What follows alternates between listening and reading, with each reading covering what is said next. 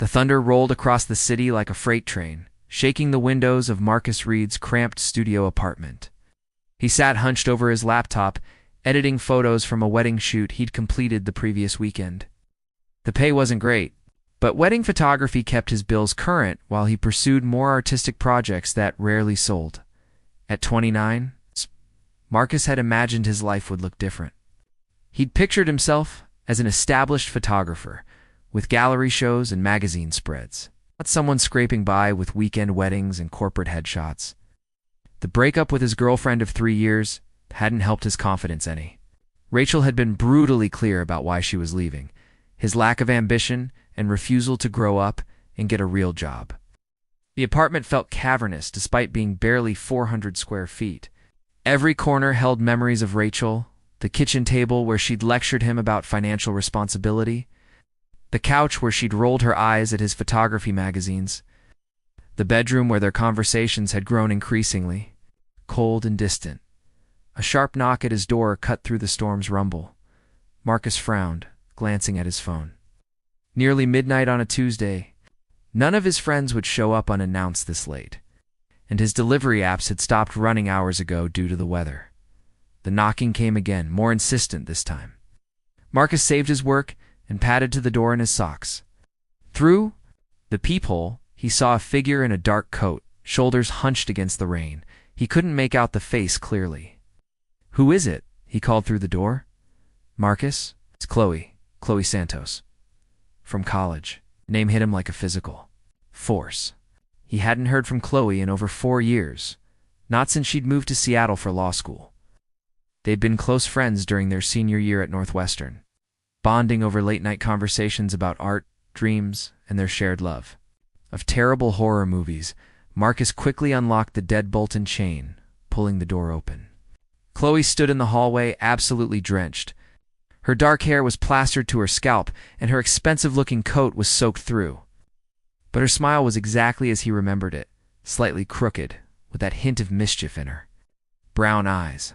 "Holy shit, Chloe," Marcus breathed. "What are you doing here?" She laughed, but it sounded shaky.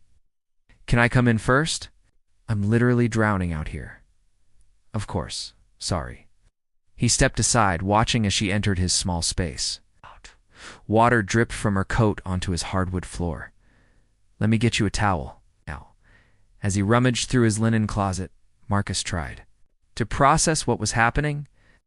Chloe Santos was in his apartment at midnight, soaked from the storm, looking simultaneously exactly like the woman he'd known in college and completely different. Marcus returned with a thick towel and watched as Chloe wrapped it around her shoulders. She looked older, more polished than the casual college student he remembered. But there was something in her posture that seemed diminished, as if she was carrying invisible weight. "I'm sorry for just showing up like this," she said, running the towel through her wet hair. "I know it's been forever since we talked. Don't apologize. I'm just surprised." Marcus gestured toward his small couch. "Sit down. You want some coffee? Tea? Something stronger?" "Coffee would be amazing." Chloe settled onto the couch, pulling her knees up and wrapping the towel tighter around herself. "I'm in town for a deposition tomorrow. Was supposed to stay at the Marriott downtown, but there was some mix-up with my reservation, and everything else is booked because of some medical conference." Marcus started his coffee maker, stealing glances at Chloe as he looked successful. Her clothes, even soaked, were clearly expensive. Her hair was styled in a sleek bob that probably cost more than his rent. But something about her energy felt fragmented, like she was holding herself together through sheer will. "So you're still doing law?" he asked, settling into the armchair across from her. "Corporate litigation, 60-hour weeks, barely any personal life, but the money's good." She accepted the coffee mug he offered with grateful hands.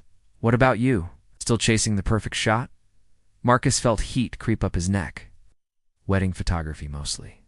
Some corporate stuff. It's not exactly what I dreamed of, but it pays the bills." Chloe studied his face over her coffee mug.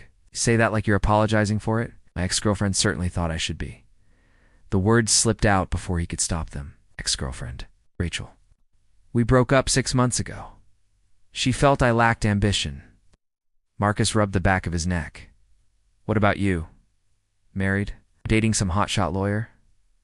Chloe's laugh was hollow. Was engaged until 3 weeks ago. His name was David, another lawyer. At my firm, what happened? She was quiet for a long moment, staring into her coffee. I came home early from a business trip and found him in our apartment with his secretary. Cliché, right? The worst part wasn't catching him cheating.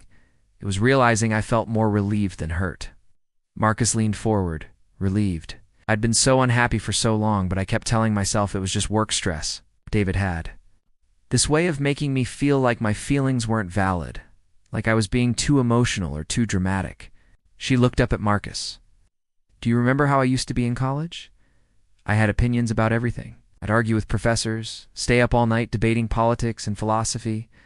You were fierce, Marcus said softly. You never backed down.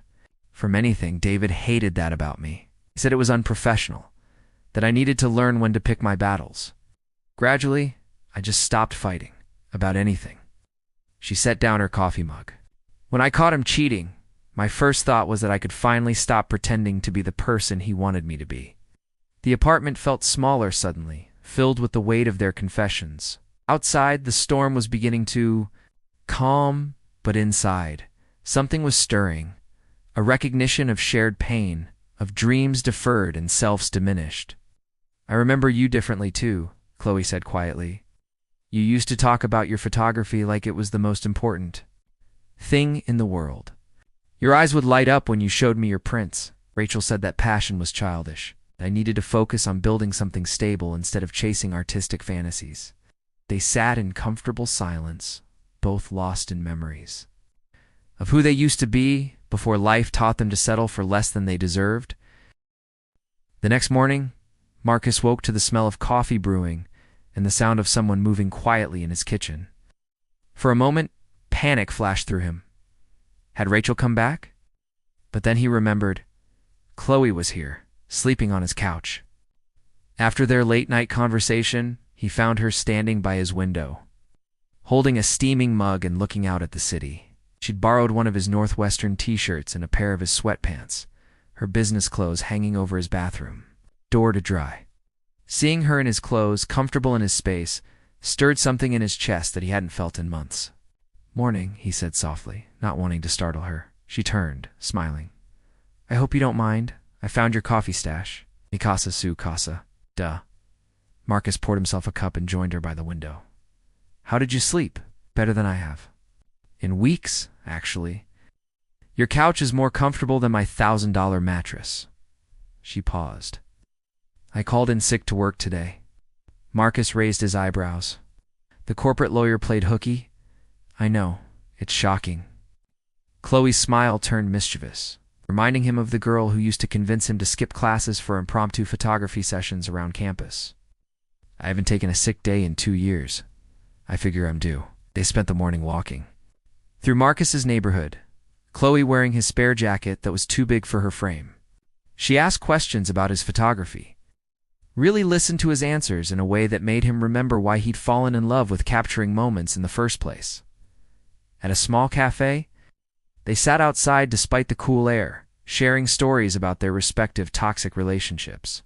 Marcus found himself telling Chloe things he'd never voiced aloud, how Rachel had slowly eroded his confidence, how she'd made him feel like his dreams were selfish indulgences rather than valid aspirations.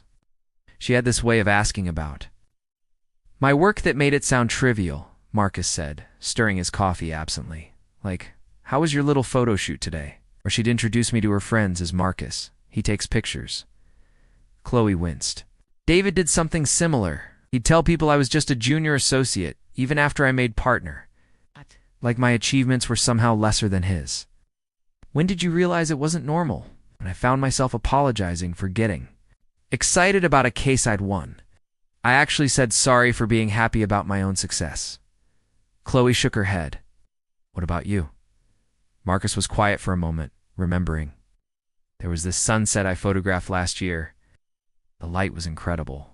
Golden and pink, hitting the lake just right. I was so excited to show Rachel, but when I got home, she barely glanced at it. She said, "That's nice, honey. Did you remember to pick up my dry cleaning?" That's heartbreaking. I realized I'd stopped sharing the things that mattered to me. because I was tired of having them dismissed. Marcus looked at Chloe, struck by how intently she was listening. You know what's weird? I've told you more about my photography in the past 12 hours than I told Rachel in 3 years. Chloe reached across the table and touched his hand briefly. Maybe that says something about the kind of person you were with versus the kind of person you should be with. They walked to a nearby art gallery, where Marcus surprised himself by talking passionately about composition and light, while Chloe asked thoughtful questions. She had always been curious, he remembered, but David had apparently criticized her for asking too many questions, calling it interrogating rather than engaging. You know what I miss most? Chloe said as they stood before a black and white photograph of a street scene. I miss feeling curious about things. David made me feel like my interest in subjects outside law was ... frivolous. Your curiosity was? One of the things I always loved about you, Marcus said, without thinking. The words hung between them for a moment, heavier than he'd intended. Chloe turned to look at him, something shifting in her expression. That evening they found themselves back at Marcus's apartment, sharing takeout on his small balcony as the sun set over the city. Chloe was supposed to fly back to Seattle the next morning, but neither of them had mentioned her departure. Impending goodbye sat between them like an unwelcome guest. I should probably pack, Chloe said finally, though she made no move to get up from her chair. Probably, Marcus agreed, equally reluctant. They'd spent the entire day together. Marcus couldn't remember the last time he'd felt so comfortable with another person.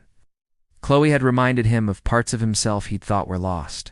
His enthusiasm, his dreams, his ability to laugh freely. Being around her felt like coming home to a version of himself he'd missed desperately. Marcus, Chloe said quietly, can I tell you something? Of course. She turned in her chair to face him fully. When I was packing for this trip, I almost canceled 3 times. I've been going through the motions for so long. Work, eat, sleep, repeat. Nothing felt real anymore. Marcus set down his chopsticks, sensing the importance of what she was about to say, but being here with you these past 2 days, feel like myself again. The real me, not the polished professional version I've been performing for everyone else. Her voice grew softer. You see me, Marcus? Really see me? I'd forgotten what that felt like. Chloe ... I know we're just old friends reconnecting. She continued quickly, and I know I live across the country and have a whole complicated life to figure out. But I need you to know that you've given me something I thought I'd lost forever. What's that? Hope. She stood up and walked to the balcony railing, looking out at the city lights. Hope that I can be happy again. Hope that there are people in the world who will love me for exactly who I am, not who they think I should be. Marcus joined her at the railing. You've given me the same thing. Before you showed up at my door, I was starting to think Rachel was right. Maybe I was just a dreamer who needed to grow up and get realistic. You were a dreamer, Chloe said, turning to face him. That's what makes you extraordinary. They stood close now, close enough that Marcus could see the flecks of gold in her brown eyes. The air between them felt charged, full of possibility and risk. I don't want you to leave tomorrow, Marcus said, the words tumbling out before he could second-guess them. I don't want to leave either, so don't. Chloe's laugh was shaky. It's not that simple. I have a job, a lease, a whole life in Seattle. Lives can be changed, can they? She looked at him with such vulnerability that it took his breath away. What if I'm too scared? What if I've forgotten how to take risks? Marcus reached out and gently touched her face. The woman I knew in college was never too scared of anything. Maybe she's still in there. Chloe leaned into his touch. What are you asking me, Marcus? I'm asking you to stay. Not forever. Not with any promises about what happens next. Just ... Stay a little longer. Let's see what this could be. The moment stretched between them, full of the weight of a decision that could change everything. Chloe closed her eyes, and when she opened them again, Marcus saw something he hadn't seen since college. The fierce, brave woman who never backed down from a challenge. Okay, she whispered. Okay, I'll stay. I'll call my office and tell them I need a few personal days. I'll change my flight. She smiled, and it was radiant. Let's see what this could be. Marcus felt his heart expand in his chest. Without overthinking, it He leaned down and kissed her, soft and tentative at first, then deeper when she kissed him back. It felt like coming home and setting off on an adventure all at once. 3 weeks later, Chloe was back this time, with 3 suitcases and a resignation letter she'd submitted to her law firm. She'd spent the weeks after her extended stay in Chicago having difficult conversations with herself and making changes. That terrified and exhilarated her in equal measure. "Sure about this?" Marcus asked, as he helped carry her bags into his apartment. "You're giving up a lot." Chloe paused in the doorway, looking around the small space that had become a sanctuary to her. "I'm not giving anything up. I'm choosing something better." She'd taken a position with a smaller firm in Chicago, one that specialized in civil rights law rather than corporate litigation. The pay was less, but the work felt meaningful in a way her old job never had. More importantly, she felt like herself.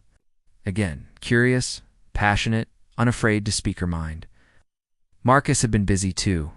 Inspired by their conversations and Chloe's unwavering belief in his talent, he'd submitted a portfolio to several galleries. 2 had already expressed interest in showing his work. He still did wedding photography to pay the bills, but now it felt like a stepping stone rather than a limitation. "I have something for you," Marcus said, pulling out a carefully wrapped package.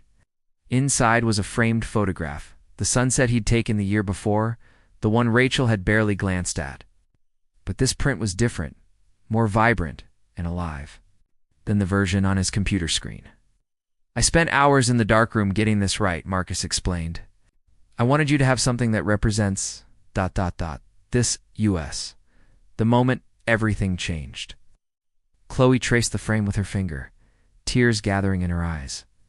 "It's beautiful, thank you." They hung it in the bedroom, replacing a generic print. That had come with Marcus's furniture. The photograph transformed the space, filling it with warmth and light. "You know what's funny?" Chloe said as they stood back to admire it. "6 months ago, I thought my life was perfect on paper. Good job, nice apartment, respectable fiancés. But I was miserable, and now I'm living in a studio apartment with a man I reconnected with by accident, starting over in a new city with no idea what comes next." She turned to Marcus with a smile that lit up her entire face. "And I've never been happier." Marcus pulled her into his arms. "I love you," he said, the words feeling as natural as breathing. "I love you too," she replied without hesitation. Outside their window, the city stretched endlessly in all directions, full of possibility and promise. They'd both learned the hard way that settling for less than they deserved only led to emptiness and regret. But they'd also learned that sometimes, when you're brave enough to be vulnerable, when you're willing to risk everything for something real, the universe rewards you with exactly what you need. As they stood together in their small apartment, surrounded by Marcus's photographs and Chloe's law books, they weren't thinking about the challenges ahead or the adjustments they'd need to make. They were thinking about tomorrow, waking up together, sharing coffee, supporting each other's dreams, and building something beautiful from the foundation of friendship, understanding, and love. The space between them had disappeared completely, replaced by a connection that felt unbreakable. They had found their way back to themselves, and in doing so, had found their way to each other. It was more than either of them had dared to hope for, but it was exactly what they both deserved. The end.